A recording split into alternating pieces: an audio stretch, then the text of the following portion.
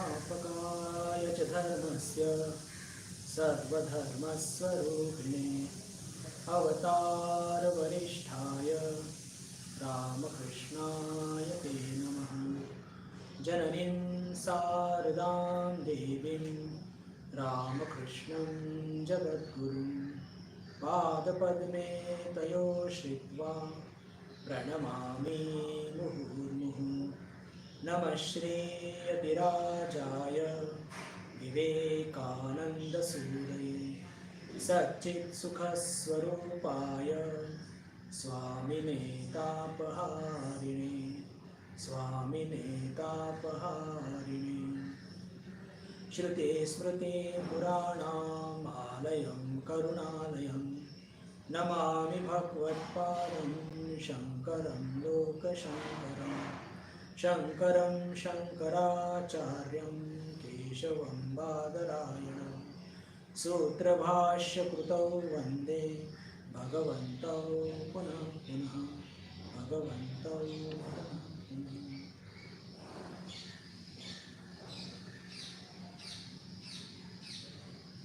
नमस्कार, आपल्या सर्वांचं पुनश्च एकदा श्रावण मास प्रवचन मालेमध्ये मनपूर्वक स्वागत। आज बुधवार आणि ठरल्याप्रमाणे आपण आत्मबोध या विषयावर, या ग्रंथावर चर्चा करणार आहोत। गेल्या काही वर्गापासून आपण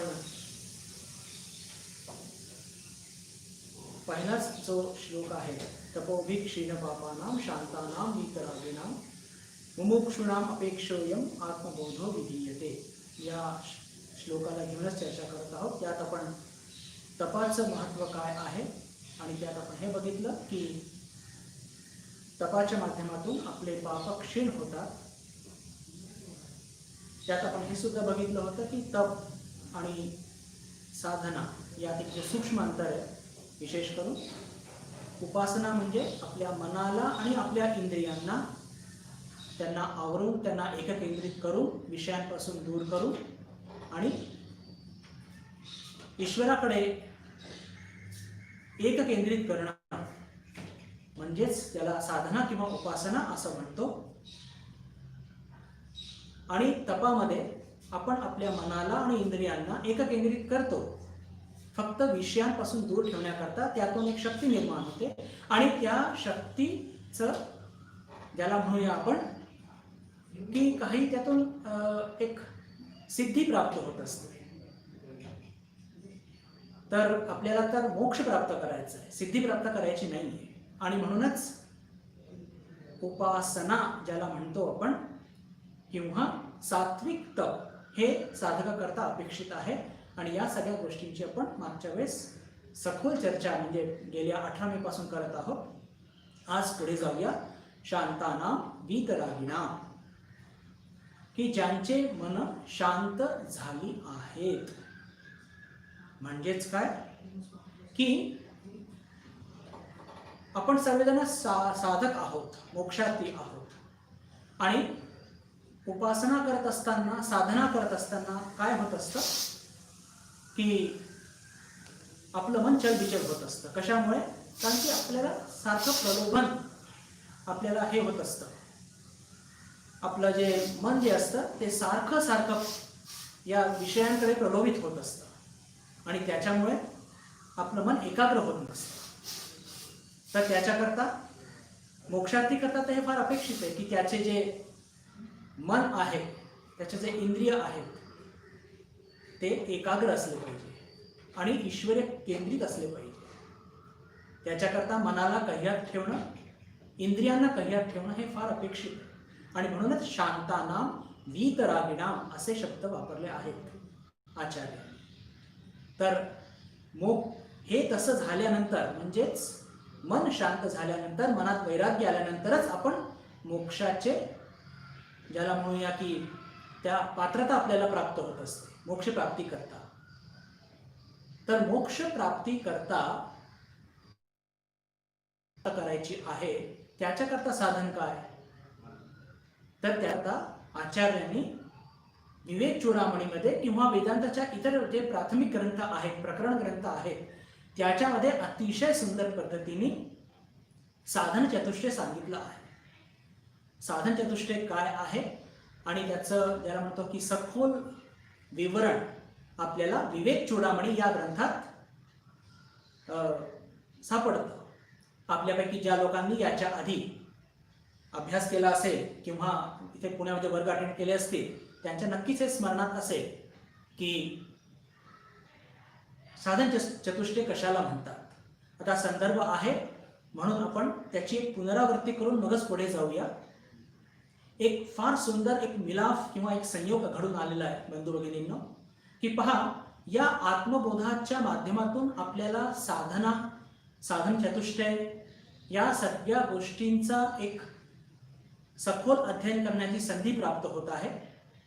आणि त्याच्याच बरोबर आपण जे गीतेचं अध्ययन करत आहोत त्याच्या माध्यमातून आपल्याला आत्मतत्व नेमकं त्याचं स्वरूप काय आहे हे समजण्याची संधी प्राप्त झालेली. आणि हे योगायोग आहे, हे काही ठरवून तसं केलेलं नाहीये.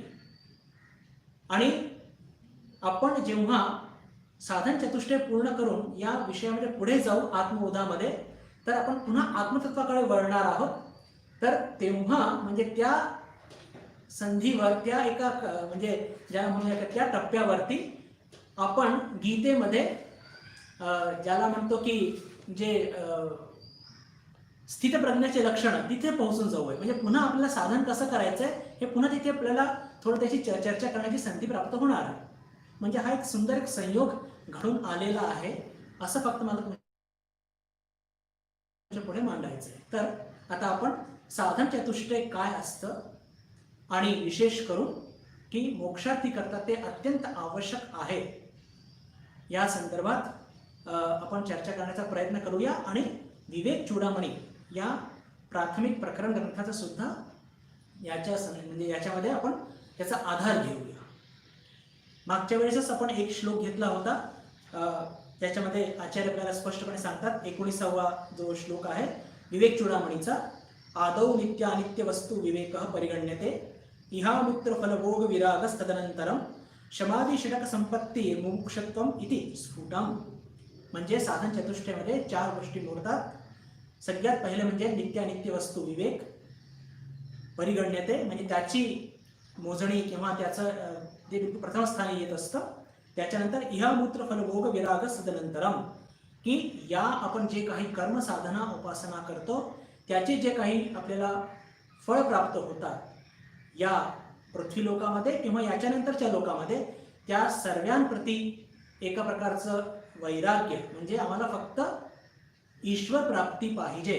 सात्विक तप आपण चर्चा करत असताना याची चर्चा केलेली आहे की उपासना किंवा तपाचं आम्हाला फक्त काहीही फळ नको, आम्हाला काय पाहिजे, ईश्वर चरणी शुद्धा भक्ती किंवा आपल्याला मोक्ष पाहिजे.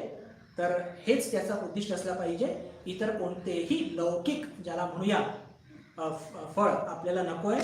म्हणजेच वैराग्य, शमदम आदी षटक संपत्ती, हे 6 जसं म्हणतो की साधारण लोकांच्या जीवनामध्ये काहीतरी एक त्यांच्या काहीतरी मालमत्ता असते, प्लॉट, शेती, गाडी, घोडा, बंगला वगैरे वगैरे. पण जे साधक असतात त्यांच्या जीवनामध्ये 6 प्रकारची संपत्ती असणं आवश्यक आहे. ते असल्यानेच जीवनामध्ये ज्याला आपण म्हणूया की तो मोक्षगामी असू शकेल. ते म्हणजे काय की शम, दम, तितिक्षा, उपरती, श्रद्धा आणि समाधान. आणि सगळ्यात शेवटचं म्हणजे जे आहे मुमुक्षत्वम. तर हे 4 गोष्टी आहेत. सगळ्यात पहिलं म्हणजे विवेक. साधन चतुष्टय का म्हणतात? 4 गोष्टी आहेत पहा, विवेक, वैराग्य, तिसरं म्हणजे शमदम आदी षट संपत्ती, म्हणजे तिसऱ्यामध्ये या 6 संपत्ती त्याचा एक समुच्चय, एक समूह केलेला आहे, त्याला म्हणतात शम, दम आदी षट संपत्ती. आणि चौथं म्हणजे मोक्षत्व, म्हणजे मोक्षाची इच्छा. मोक्षाची इच्छा आपल्याला केव्हा होऊ शकते की जेव्हा आपल्याला हे लक्षात येतं की आपण बंधनात सापडलेलो आहोत. आपण जर बंधनात सापडलेलो आहोत हे जर आपल्याला कळलंच नाही तर मुमुक्षत्व तिथे निर्माण होण्याची शक्यता ही फार कमी आहे. तर हे तिसरं जे आहे की शमदमादी षट संपत्ती, त्याच्यामध्ये जी 6 संपत्ती सांगितल्या गेलेली आहे ते म्हणजे शम, दम, तितिक्षा, उपरती, श्रद्धा आणि समाधान.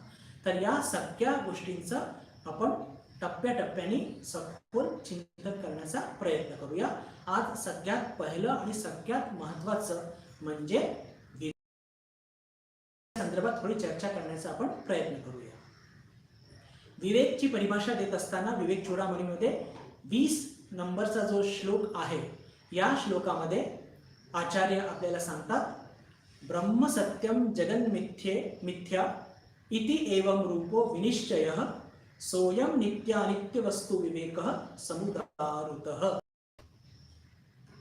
ब्रह्म सत्यम जगत मिथ्या इति निश्चयः सोयम नित्यानित्य वस्तु विवेकः समुदारुतः. म्हणजेच काय की ब्रह्म हेच सत्य आणि ही मिथ्या आहे, अशा प्रकारे मनाच्या दृढ निश्चयाला नित्यानित्य वस्तू विवेक म्हणता येतं.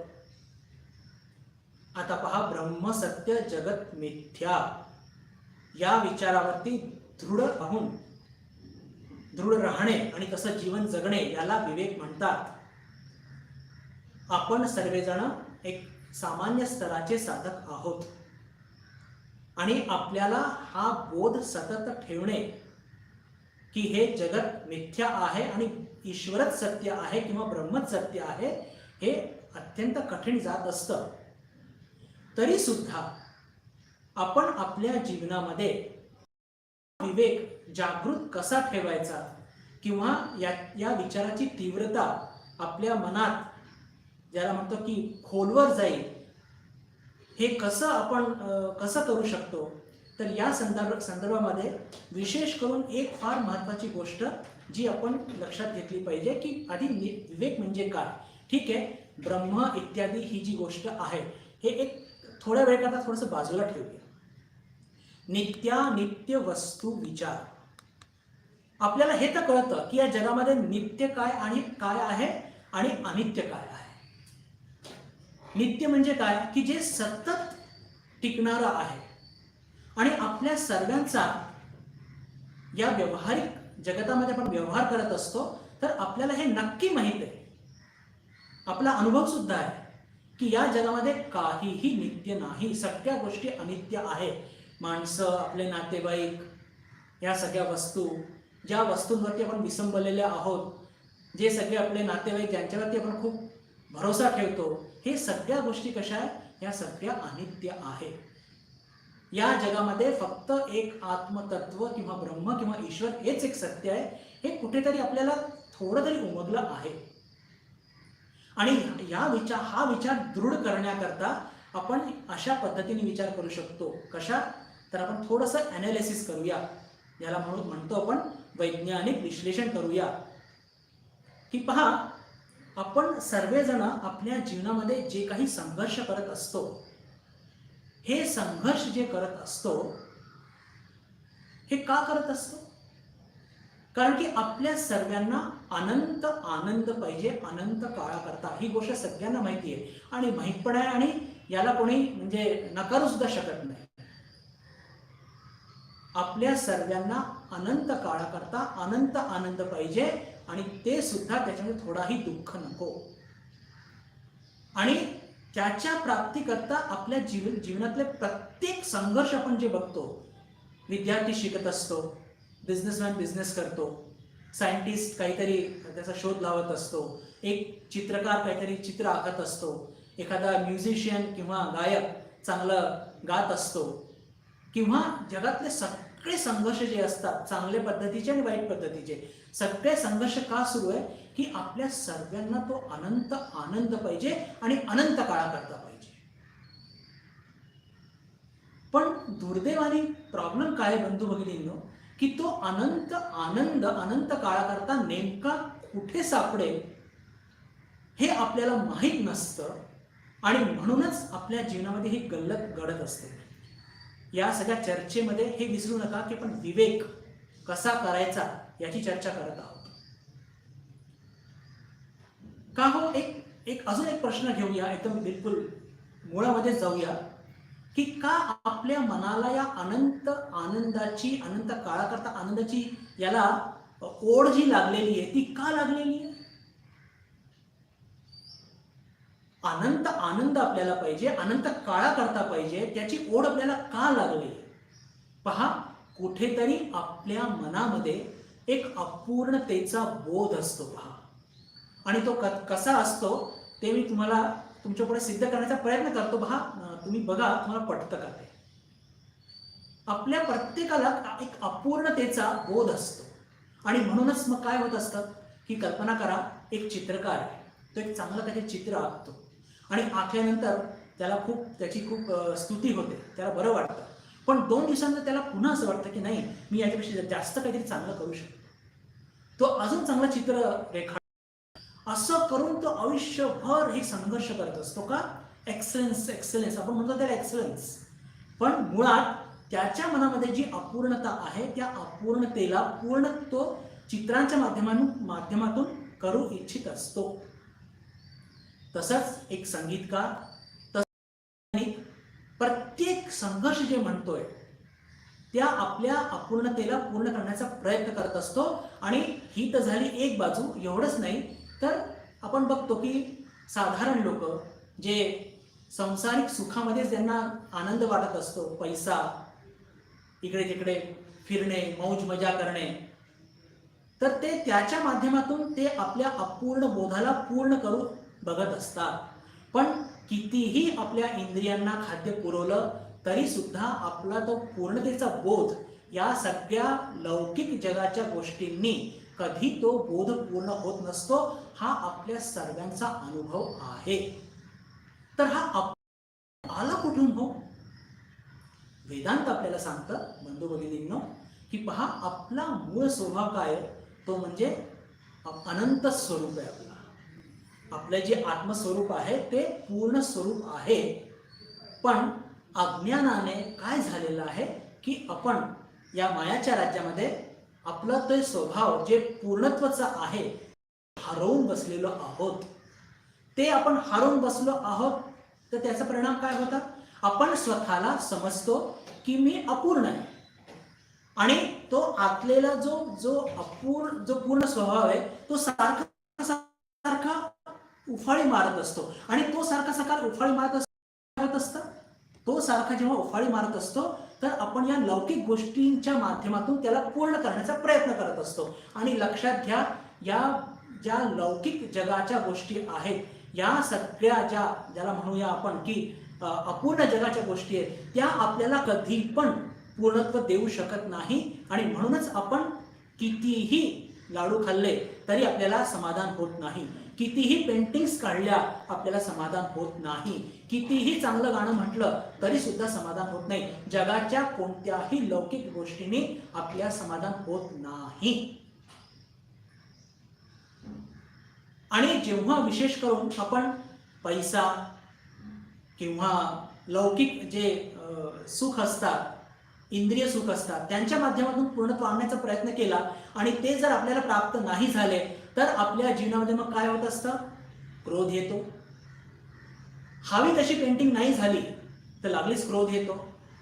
हवी तशी आपल्याला आपण गाणं म्हणू शकलो नाही, हवं तसं गाणं म्हणू शकलो नाही, मग काय होतं? मग क्रोध येतो. इतर कोणाला जर आपण बघितलं की त्याच्याकडे काहीतरी चांगली गोष्ट आहे, मत्सर येतो किंवा लोभ निर्माण होतो. एवढंच नाही तर मग ती गोष्ट मला प्राप्त करायची आहे, त्याच्याकरता आपला आटापिटा सुरू होतो. म्हणजेच काय की आपल्या या अपूर्णत्वेच्या बोधामुळे आपल्या जीवनामध्ये काम, क्रोध, लोभ, मोह, मद आणि मत्सर, म्हणजे मला यश सुद्धा काही मिळालं या लौकिक जगामध्ये, जे आता तो मला पूर्ण तर मिळणार नाहीये, पण माझ्या मनामध्ये मत मात्र निर्माण होणार आहे. पहा, मी असं काहीतरी प्राप्त केलेलं आहे. म्हणण्याचा अर्थ काय की या अपूर्णत्वाच्या बोधाने आपल्या जीवनामध्ये, या संघर्षामध्ये, म्हणजेच पूर्णत्वाची प्राप्ती आपल्याला पाहिजे, पण आपण मूर्खपणा काय करतोय?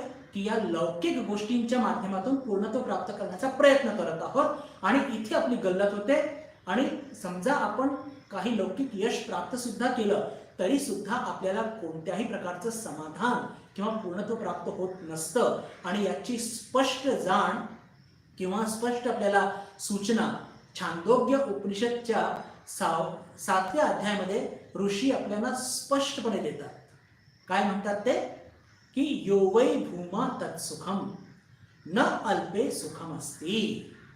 वा, काय सुंदर गोष्ट बघा, की या आपला हा जो स्वभाव आहे, जो ज्याचा अनंत स्वरूप आहे, त्या अनंत स्वरूपाला पूर्णत्व, जर त्याचा स्वभाव पूर्णत्व आहे आणि त्याला जर आपण अल्प गोष्टींनी, सीमित गोष्टींनी पूर्णत्व प्राप्त करण्याचा प्रयत्न केला तर त्याला तो आनंद, जो अनंत काळाकरता आपल्याला पाहिजे, अनंत आनंद पाहिजे, तो कधी प्राप्त होणार नाही. यो वै भूमा तत्सुखम म्हणजे आपल्याला अनंतापासूनच अनंत आनंद प्राप्त होईल. पहा, स्पष्ट गोष्ट आहे.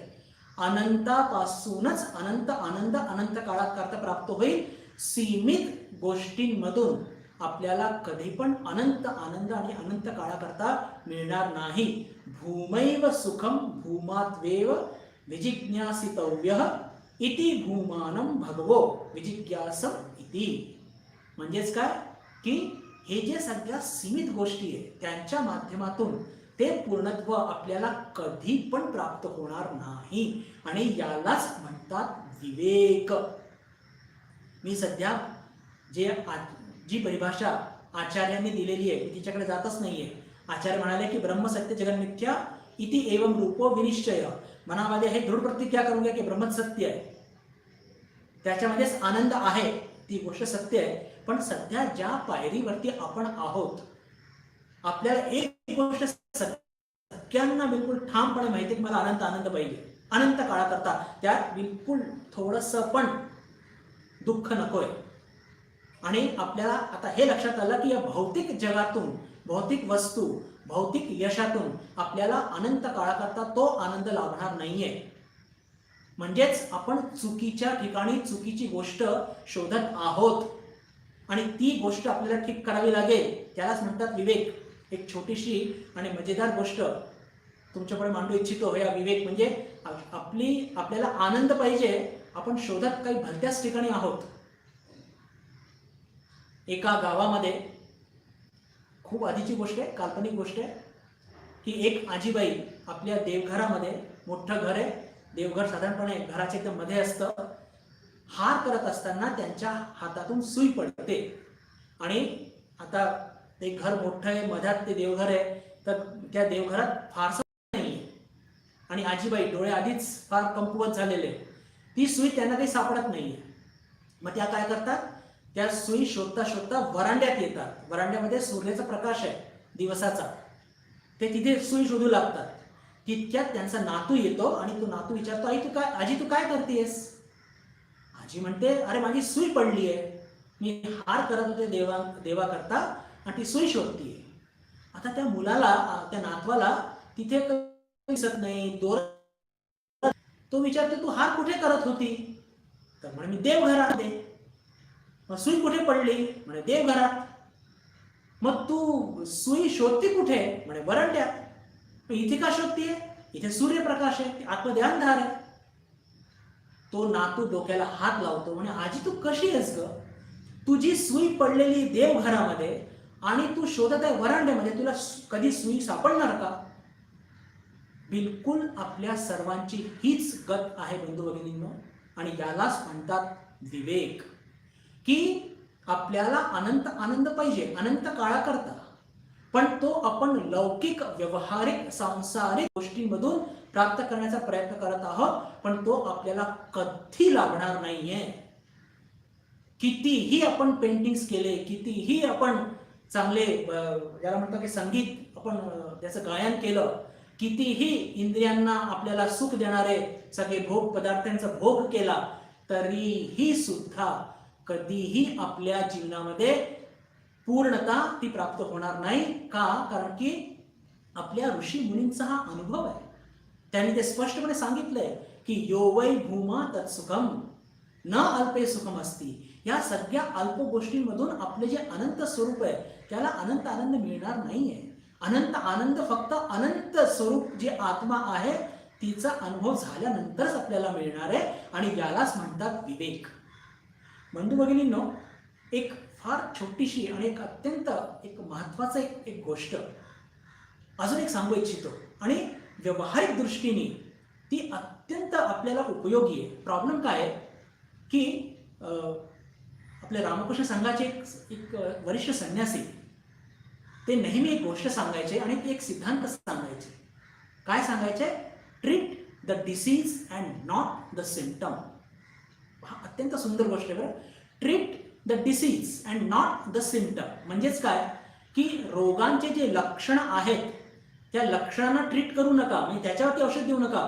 रोग जो आहे मुळात त्याचा काहीतरी उपचार करा. म्हणजे आपल्याला अज्ञानाचा रोग झालेला आहे, म्हणजे आपलं स्वरूप कसं आहे? अनंत स्वरूप आहे, पण अज्ञानामुळे आपण आपल्याला सीमित समजत आहोत. त्याच्यामुळे आपल्याला हा जो अपूर्णत्वाचा बोध का येतोय? त्याचा अपूर्णत्वाचा बोध येतोय कारण की आपण अज्ञानात आहोत. तर अज्ञानाचं आपण ट्रीटमेंट केलं पाहिजे, आणि हे सांगण्याकरता ते एक फार सुंदर छोटीशी गोष्ट सांगायचे जी सत्य आहे. की एकदा एका गावामध्ये एका माणसाचं ऑपरेशन झालं. ऑपरेशन एकदम छोटंसं होतं, अपेंडिक्सचं. आणि ऑपरेशन झाल्यानंतर तो जो पेशंट होता, ती जी व्यक्ती होती ती अत्यंत मवाळ आणि घाबरट स्वभावाची होती. आणि ऑपरेशनच्या नावाने ती खूप घाबरली. पण ऑपरेशन यशस्वी झालं, पण त्याच्या 1 दिवसानंतर त्याला खूप खोकला येऊ लागला, जबरदस्त खोकला. त्या गावातल्या डॉक्टरांनी सगळे औषधं केले, पण याचा महिनाभर काही खोकला जायना. मग त्यांनी काय केलं? तो एक जवळच्या मोठ्या शहरात गेला. तिथल्या एका निष्णात डॉक्टरांकडे तो पेशंट जातो, ती व्यक्ती जाते, आणि डॉक्टरांना सगळं सांगतो की असं असं झालेलं आहे, आणि महिनाभर झाला मी इतके अँटीबायोटिक्स घेतले, मला सर्दी पण नाहीये, पण मला खोकला काही जात नाहीये. ते डॉक्टर मोठे निष्णात होते, त्यांनी सगळं काही ऐकून घेतलं.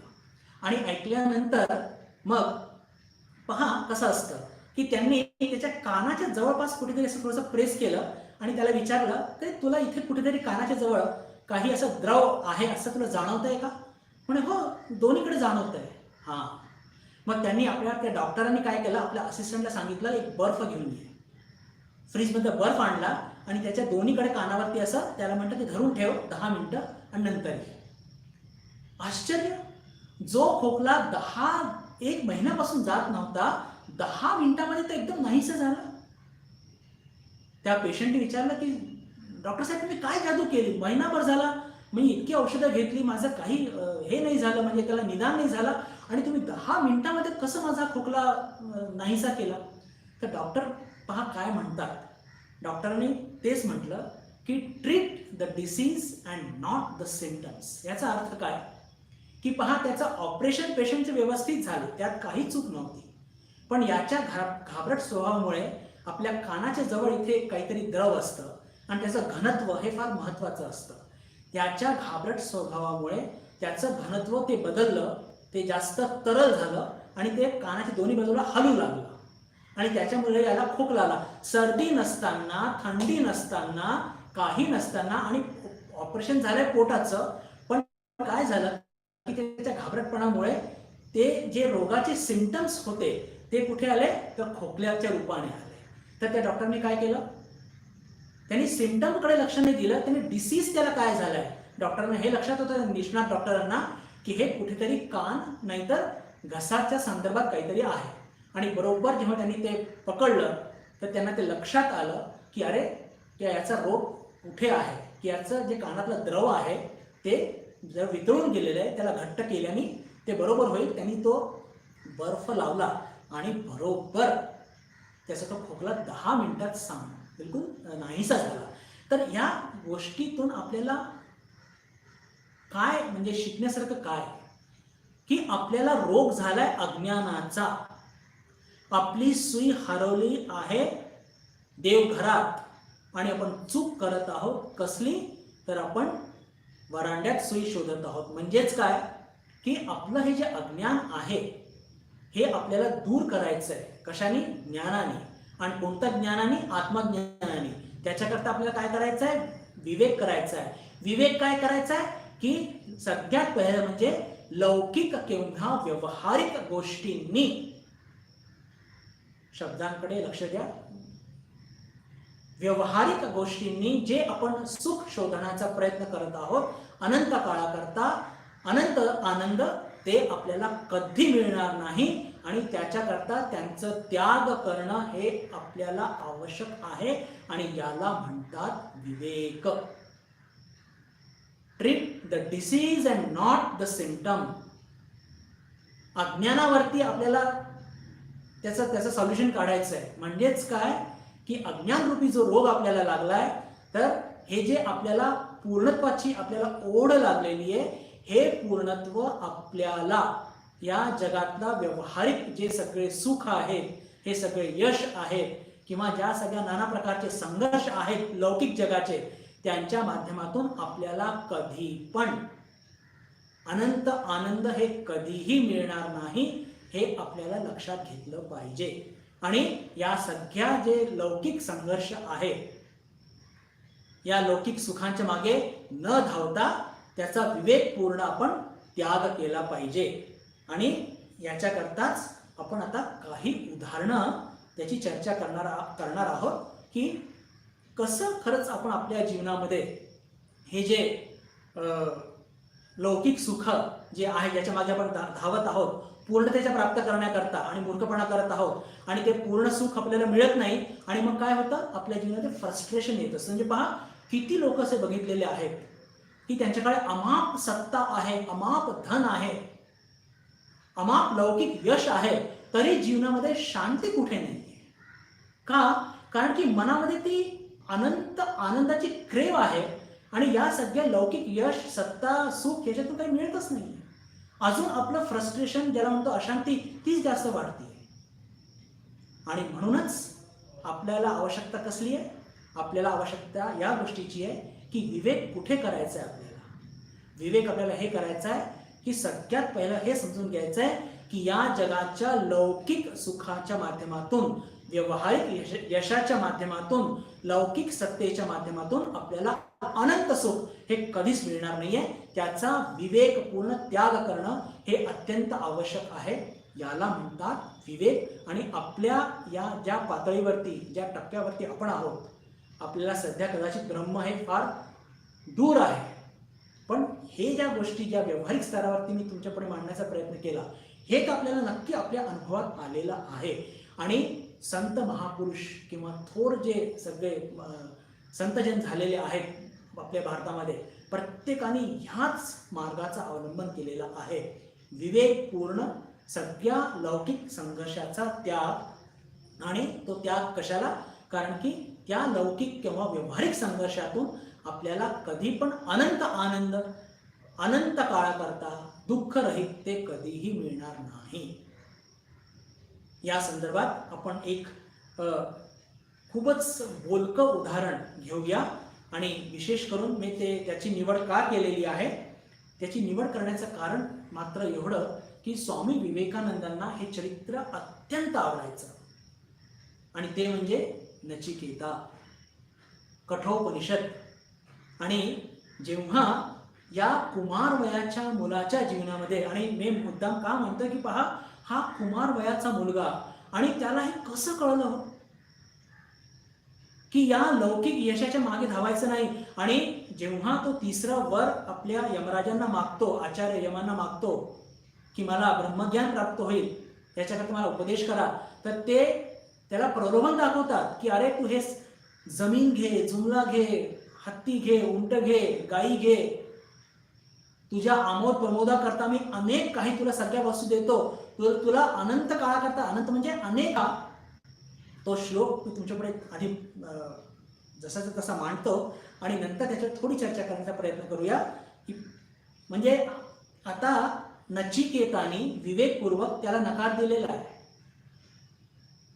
आचार्य यमांना विवेकपूर्वक नकार दिलेला आहे की मला हे सगळे नको आहे. तवैव वाहा तव नृत्य गीते, तुमचे हे सगळे सुखभोग तुमच्या जवळच राहू देत, मला ते फक्त ब्रह्मज्ञान पाहिजे. तर त्याच्या या विवेकपूर्ण त्याचं जे श्रद्धा होती, त्याचं कौतुक करताना यमराज काय म्हणतात ते, तर तो श्लोक मी तुमच्या पुढे मांडू इच्छितो. का? कारण की त्याच्या या निर्णयाला आचार्य यम त्याचं किती कौतुक करतात आणि त्याच्या मागे तत्वज्ञान काय म्हणतात ते बघूया. अन्यत् श्रेयो अन्यत् दुतैव प्रेयस्ते उभे नानार्थे पुरुष सिनीतः तयोः श्रेय आददानस्य साधु भवति हियते थार्द्य उप्रेयो वृणीते. अन्यत् श्रेयो अन्यत् दुतैव प्रेयस्ते उभे नानार्थे पुरुषं सिनीतः. काय याचा अर्थ? की मनुष्याच्या जीवनामध्ये दोन मार्ग असतात बघा, श्रेय आणि प्रेय. प्रेयचा मार्ग म्हणजे कोणता? लौकिक यशाचा, व्यवहारिक सत्तेचा, काहीतरी यशाचा किंवा काहीतरी प्रलोभनाचा, ज्याच्या माध्यमातून आपल्याला लौकिक सुखभोग प्राप्त होतात, जे अत्यंत ज्याला म्हणतो की टेम्पररी नेचरचे असतात. आज आहे उद्या नाही, तात्पुरते ज्याला म्हणूया, आज आहे उद्या नाही. प्रेय का म्हटलंय? कारण की ते साधारण माणसाला प्रिय असतं. 99% लोकांना ते प्रिय असतं. पण 1% जे साधक आहेत, जे साधू आहेत, ज्यांना या जगाची नश्वरता कळलेली आहे, ते काय म्हणतात? त्यांना जो प्रियचा मार्ग असतो तो प्रिय असतो. आणि ते काय म्हणतात? की तयोः श्रेय आददानस्य साधू. साधूचा अर्थ म्हणजे फक्त संन्यासी नव्हे बरं, साधू म्हणजे साधक. की जे पहा, मनुष्याच्या जीवनामध्ये हे दोन गोष्टी, श्रेय आणि प्रिय, दोन मार्ग हे नेहमी समोर असतात. प्रेय म्हणजेच लौकिक सुखाचा मार्ग, लौकिक सत्तेचा मार्ग, आणि प्रेय म्हणजे की जो मोक्षाकडे घेऊन जाणारा, आपला आत्मस्वरूपाची जाण करून देणारा मार्ग, तो म्हणजे असतो श्रेय. ज्याच्यातून मनुष्य जीवनात मनुष्य जो असतो तो श्रेय प्राप्त करून घेत असतो. तयोः श्रेय आददानस्य साधू. म्हणजे जे साधक वृत्तीचे लोक असतात ते कोणता मार्ग निवडतात? श्रेय. ते प्रिय निवडत नाही, ते श्रेय निवडतात. आणि यालाच म्हणतात विवेक. आणि आपल्या नचिकेताचं कौतुक करतात आचार्य यम. आणि ते म्हणतात की पहा, तू साधू वृत्तीचा असून तू काय निवडलाय? श्रेयचा मार्ग निवडलाय. तयोः श्रेय आददानस्य साधू भवति हियतेर्थाद्य उप्रेयो वृणीते. म्हणजेच काय? की जे ज्याला म्हणतो की त्यापैकी श्रेयाला ग्रहण करणारे भले असतात आणि प्रेयाला वरण जे करतात ते जीवनाच्या लक्ष्यापासून भ्रष्ट होतात. जीवनाच्या लक्ष्यापासून भ्रष्ट होतात म्हणजे नेमकं काय होतं? की त्यांना पुन्हा जन्ममृत्यूच्या त्या चक्रात पडावं लागतं. जे लोक प्रिय निवडतात म्हणजे काय? लौकिक सुख, लौकिक सत्ता, लौकिक यश याच्या मागे धावतात आणि आपलं आत्मकल्याण होईल या संदर्भात त्यांच्या जीवनामध्ये किंवा त्यांच्या मनामध्ये कोणतेही प्रश्न निर्माण होत नसतात. आणि मग काय होतं की एक दिवस जीवन संपतो आणि जीवन संपून जातं आणि पुन्हा पुनरपि जननम पुनरपि मरणम पुनरपि जननी जठरे शयनम, पुन्हा ते चक्र सुरू होतं. पण जे साधक असतात ते काय करतात? त्यांना हे कळतं की नाही, श्रेयचा मार्ग म्हणजे हा त्यागाचा मार्ग आहे आणि लौकिक यश सत्ता याच्या माध्यमातून माझं काहीही भलं होणार नाहीये. मी आपल्या जीवनामध्ये काय केलं पाहिजे? तर मी माझ्या जीवनामध्ये श्रेयाचा जो मार्ग आहे, त्याग आणि वैराग्याचा मार्ग आहे, तो निवडला पाहिजे. आणि याला म्हणतात विवेक. आणि हे गोष्टी बंधू भगिनींनो, मला पूर्ण विश्वास आहे की रामकृष्ण मठ आणि मिशनचे या भावदारीशी जे निगडीत सगळे भक्तगण आहेत किंवा इतर पण जे भक्तगण जे सगळे ईश्वर प्राप्तीच्या मार्गावरती मार्गक्रमण करण्याचा प्रयत्न करत आहेत, त्यांना या गोष्टी सुस्पष्ट आहेत. ते कधी पण प्रेयच्या मागे धावत नाही. दुसरा अजून याच कडीतला दुसरा श्लोक पण घेऊया. तिथे आचार्य पुन्हा सांगत आहेत, श्रेयश्च प्रेयश्च मनुष्यमेतत् तौ संपरित्य विविनक्ति धीर. पहा, आपण विवेकाची चर्चा करत आहोत. तौ संपरित्य विविनक्ति धीर श्रेयो हि धीरो हि प्रेयसो वृणीते प्रेयो मंदो योगक्षेमात वृणीते. म्हणजेच काय? की पुन्हा तेच की साधकाच्या जीवनामध्ये श्रेय आणि प्रेय दोन्ही येत असतात. आणि जे साधू वृत्तीचे भक्त असतात, साधक असतात, ते काय करतात? संपरित्य विविनक्ती धीर. विविनिक्त म्हणजे त्याचा विवेक करतात. आणि त्याला इथे नाव दिलंय धीर. धीर म्हणजे कोण? जे विवेकी असतात, जे आपल्या जीवनामध्ये आपल्या उद्देशापासून मुळीच इकडे तिकडे जात नाही. त्यांना कळलंय या संसाराची असारता कळलेली आहे, नश्वरता कळलेली आहे, म्हणून त्यांना धीर म्हटलंय.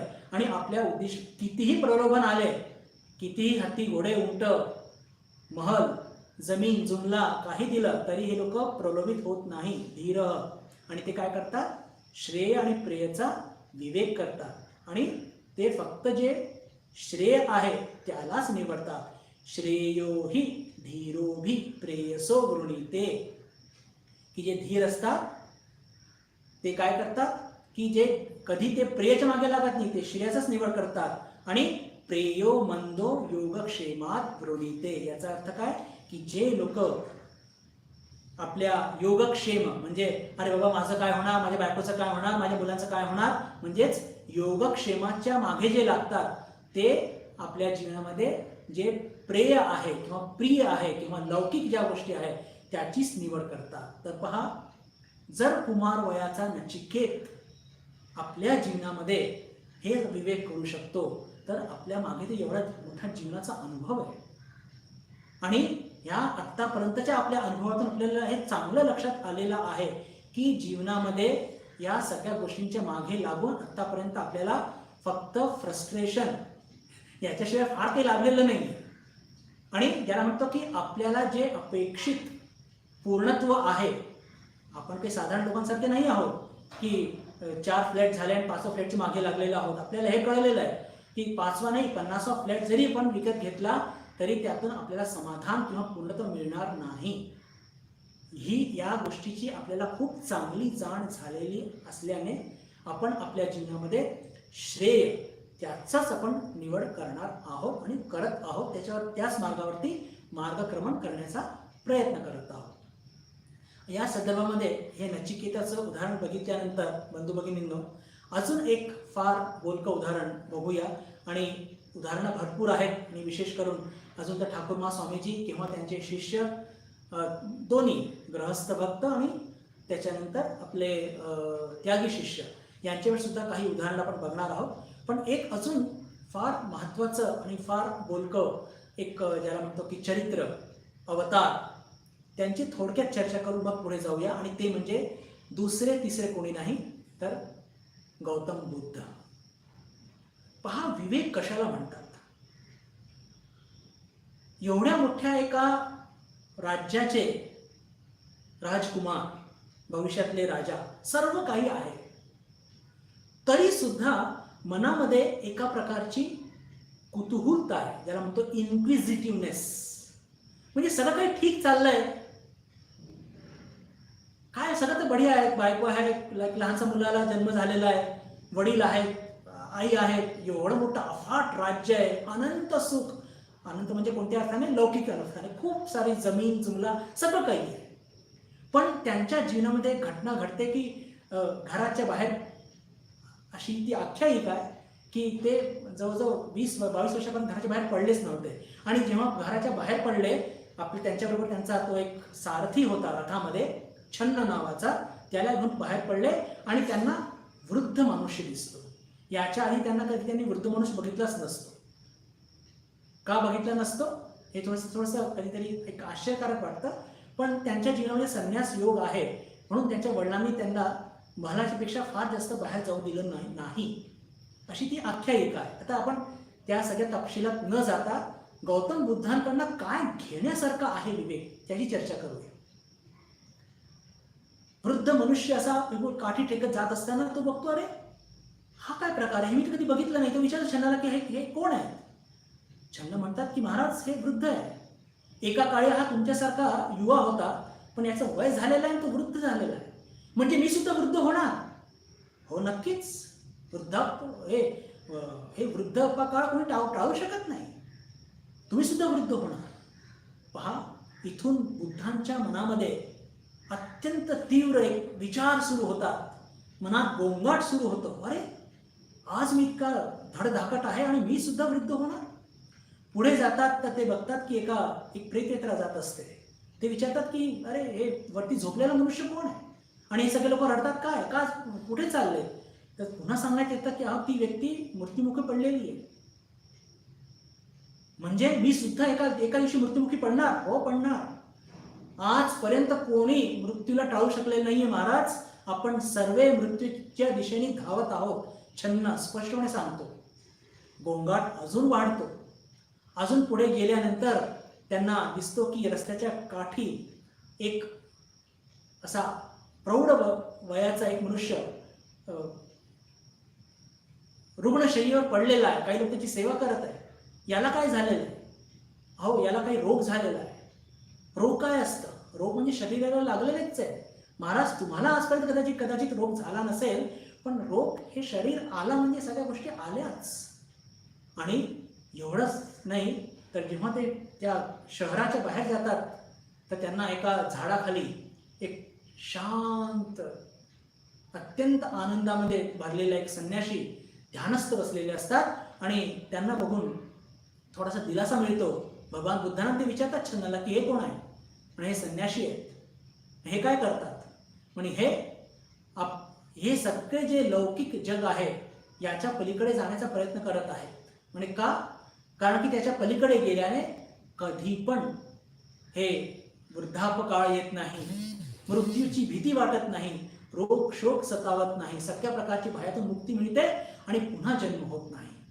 बस हे सगळं सिद्धार्थ गौतमच्या जीवनामध्ये इतके विचार आणि फक्त विचार येतातच एवढं नाही तर ते त्या विचारांना कार्यान्वित करतात आणि काहीच दिवसामध्ये मग ते आपलं ग्रहत्याग करून आपलं सगळं राजपाट आणि सगळं वैभव, आपली पत्नी, आपले मुलगा, आपले आई वडील सगळ्यांना आणि या मोक्षाच्या मार्गावरती नेहमी करता म्हणजे म्हणण्याचा अर्थ काय की मोक्ष प्राप्तीच्या त्या मार्गावरती आणि जन्ममृत्यूच्या या चक्रातून सुटण्याकरता तो एक जो मार्ग निवडतात तर त्या मार्गातून एक नवीन धर्माचा उद्भव होतो. एवढंच नाही तर लाखो लोकांना एक दिलासा मिळतो की अरे हे सत्य सांसारिक दुःखाच्या पलीकडे काहीतरी मार्ग आहे. पहा, त्यांनी जी 4 आर्य सत्य सांगितले अत्यंत सोपे आणि सहज आहे, पण ते जन्माला कुठून आले? विवेकातून जन्माला आले. आणि काय तो विवेक की जगात या जीवनात दुःख आहे, दुःखाचं कारण आहे, दुःख दूर करता येतं आणि दुःख दूर करण्याच्या कारणावरती मार्गावरती कार्य केलं तर ते दुःख नेहमी करता दूर होऊ शकतं. बंधू भगिनींनो, याला म्हणतात विवेक. याला म्हणतात की डोळे उघडे ठेवून जग बघणं आणि काय योग्य आहे आणि काय अयोग्य आहे. याला म्हणतात treat the disease and not the symptoms. त्यांनी त्या अज्ञानावरतीच सिद्धार्थ गौतमांनी आणि नचिकेतांनी त्याच्या मुळावरतीच घाव घातला आणि आपल्या पुढे खूप इन्स्पायरिंग याला म्हणतो उदाहरण ठेवलं. एक त्याला म्हणतो की एक एक्झाम्पल ठेवलं. काय एक्झाम्पल ठेवलं? हेच एक्झाम्पल ठेवलं की अरे या जगामध्ये सगळ्या गोष्टी या नश्वर आहे आणि जर आपल्याला पूर्णत्व प्राप्त करायचं असेल तर या अपूर्ण गोष्टींच्या मागे हे जे आपल्याला तात्पुरतं समाधान देणाऱ्या ज्या यश आहे, सत्ता आहे, त्याच्या मागे न लागता जे आपलं अनंत स्वरूप आहे जर त्याला प्राप्त केलं तर आपल्याला हवं असलेलं अनंत आनंद अनंत काळाकरता आणि तेही दुःख रहित ते तेव्हाच प्राप्त होऊ शकतं जेव्हा आपण आपल्या खऱ्या स्वरूपाला प्राप्त होऊ, आपलं अज्ञान दूर होईल, तेव्हाच हे शक्य आहे. आणि सगळ्यात मोठी गोष्ट म्हणजे की हे जे सतत संघर्ष आपण या जीवनात करत आहोत आणि ज्या संघर्षाच्या माध्यमातून आपल्याला फ्रस्ट्रेशन शिवाय काहीही लाभत नाहीये, ते संघर्ष त्याचा नेहमी करता विराम होईल. याला म्हणतात विवेक. जेव्हा बंधू भगिनींनो आपण ह्या सगळ्या संघर्षाची चर्चा करत आहोत, अजून एक उदाहरण मी आज ठाकूरमाँ स्वामीजींच्या काही उदाहरणं कदाचित मी तुमच्यापुढे ठेवू शकणार नाही, पण पुढच्या बुधवारच्या क्लासमध्ये नक्कीच ते उदाहरणं घेऊया. कारण की अजून एक महत्त्वाचं उदाहरण ते तुमच्यापुढे मी मांडू इच्छितो आणि ते पण एक फार एक महान चरित्र, महान संत असे आपल्या भारतात त्या झाल्या आहेत, ते म्हणजे मीराबाई. पहा, ही पण सुद्धा राजराणी. आपल्या सगळ्यांना इतिहास माहिती आहे, वेगळं काही सांगायला नको. सगळं काही असून सुद्धा सगळ्या सुखाप्रती एक निराशेचा भाव. का निराशेचा भाव? कारण की त्यांना कुठेतरी हे लक्षात आलं होतं की या सगळ्या लौकिक सुखातून, हे सगळं राजमहालातून मला काहीही प्राप्त होणार नाहीये. आणि सुदैवाने त्यांना खूप चांगले त्यांचे जे म्हणजे ज्यांच्याशी त्यांचं लग्न झालं होतं, भोजराज, त्यांचे पती अत्यंत निष्ठावान एक भक्त होते.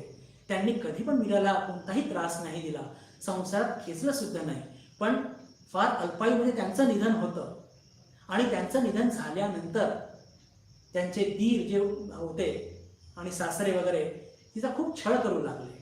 आणि पहा, मी जे विवेक तुमच्याकडे मांडू इच्छितो की आता काही केल्या, ही जी त्यांना प्रीती लागली होती भगवान श्रीकृष्णाप्रती, त्यांच्या चरणांप्रती ही जी भक्ती लागली होती, या भक्तीचं काय सुख आणि आनंद आहे की सगळे प्रकारचे त्रास सहन करायला ते तयार होत्याच नाही, त्यांनी ते सहन केलं. मी तुमच्यापुढे मुद्दाम का मांडतोय की पहा, आपल्या जीवनामध्ये जेव्हा आपण विवेक करू आणि ईश्वर प्राप्तीच्या मार्गावरती पुढे जाणार आहोत, तर पुढे आपल्याला काही सुख मिळणार नाहीये. बरं, मी हेच तुम्हाला तुमच्यापुढे मुद्दाम मांडण्याकरता हे मीराबाईंचं उदाहरण घेत आहे. साधारणपणे आपली समजूत काय असते की मी जर या त्यागाच्या मार्गावरती चालण्याचा प्रयत्न केला, मी हे जर विवेक केलं, हे लौकिक सुख सत्ता याचा त्याग केला, तर मला खूप सन्मान आणि खाप मान मिळणार आहे आणि काय सुख मिळणार आहे, अशी ज्यांची अपेक्षा असेल त्यांनी हे उदाहरण नक्की ऐकावं. आणि त्यांच्याकरताच मी उदाहरण तुमच्यापुढे मांडत आहे.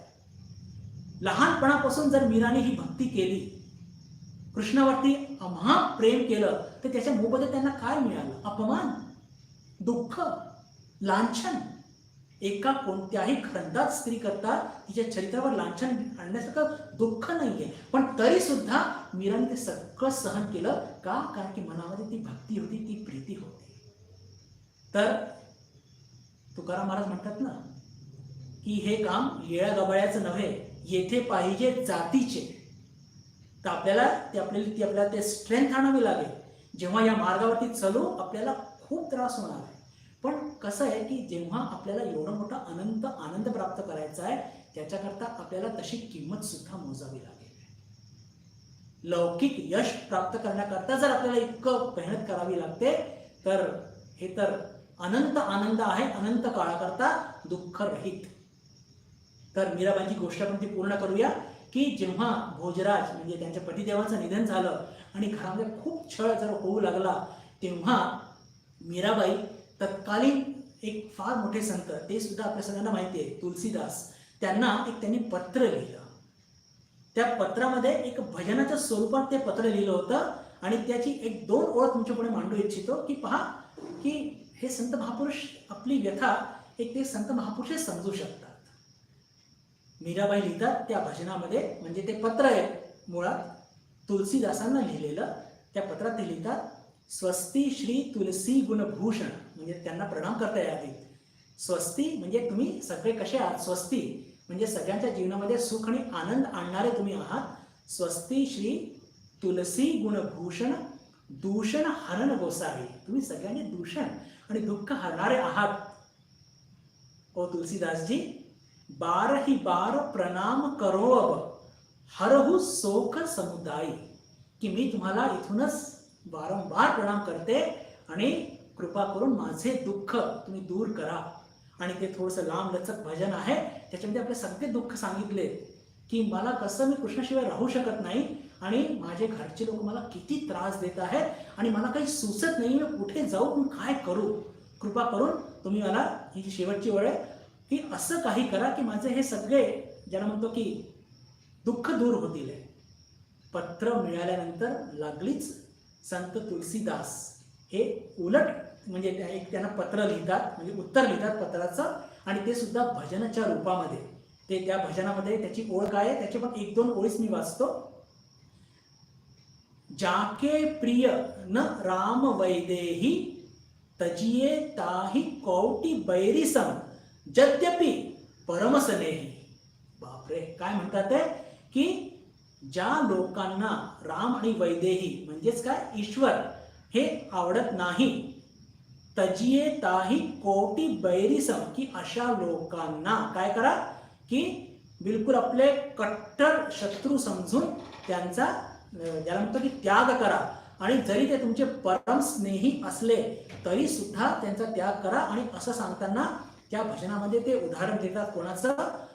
प्रल्हादनी आपल्या वडिलांचा त्याग केला, विभीषणाने आपल्या भाऊ रावणाचा त्याग केला, भरताने आपल्या आईचा त्याग केला, बलिराजाने आपल्या गुरूंचा म्हणजे शुक्राचार्यांचा त्याग केला. आणि पहा इतक्या या सगळ्या म्हणजे जे भक्त श्रेणीचे लोक होते यांनी, आणि अजून ते राहिलंच व्रजनारींनी आपल्या पतींचा त्याग केला. जे गोपी आपण म्हणतो वृंदावनच्या सगळ्या गोपी, त्यांनी कृष्ण प्रेमामध्ये आपल्या पतींचा त्याग केला, परिवाराचा त्याग केला. तर जर ईश्वराच्या प्रेमामध्ये आपल्याला आपले जे अत्यंत जवळचे लोक असतात त्यांचाही त्याग करावा लागला, त्यात काहीही हरकत नाही, अशी सूचना, असं मत तुलसीदासजी एकदम स्पष्टपणे आपल्या त्या भजनामध्ये मांडतात. आणि ते पत्र पाठवतात कोणाकडे? मीराबाईंकडे. आणि त्याच्यानंतर मीराबाईंना पहा तो विवेक त्यांचा तो होताच, तो अजून जागृत होतो. आणि नेहमी करता ते आपलं सासर सोडतात, चित्तौड, आणि सोडून मग वृंदावन इकडे तिकडे जाऊन सगळ्यात शेवटी द्वारकामध्ये ते भगवान कृष्णाच्या मूर्तीमध्ये नेहमी करता विलीन होऊन जातात. म्हणजे त्यांना ईश्वर प्राप्ती होते. तर हे सगळे विवेक तुमच्याकडे मी का मांडले बंधू भगिनींनो? आणि अजून मी पुन्हा सांगतो, ठाकूर महास्वामींचा आपण अजून आलोच नाहीये, पुढच्या वर्गात त्यांच्यावरती जाऊया. पण म्हणण्याचा हे सगळा अर्थ काय की विवेक म्हणजे काय? की आपण एक चूक जी सगळ्यात मोठी करत आहोत की आपल्याला अनंत आनंदाची ओढ लागलेली आहे, पण ते अनंत जे आपल्याला अनंत आनंद पाहिजे त्या लौकिक सुखाच्या माध्यमातून त्याला आपण पूर्णत्व आणू इच्छितो, पण ते कधी शक्य नाही.